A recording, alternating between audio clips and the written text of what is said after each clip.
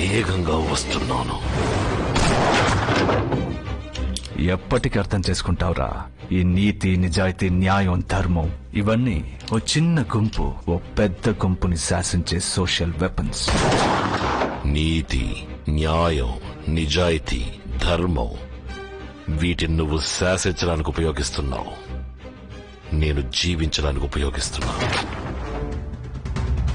చూద్దాం నీ నమ్మకం గెలుస్తుందా లేక నా నమ్మకం గెలుస్తుందా అని. మై ఫ్రెండ్, నువ్వు ఓడిపోయి 3వ ప్లూటోనియం వెపన్ ని నేను యాక్టివేట్ చేసేసాను. ఇంకో 5 గంటల్లో అది పేలి తీరుతుంది.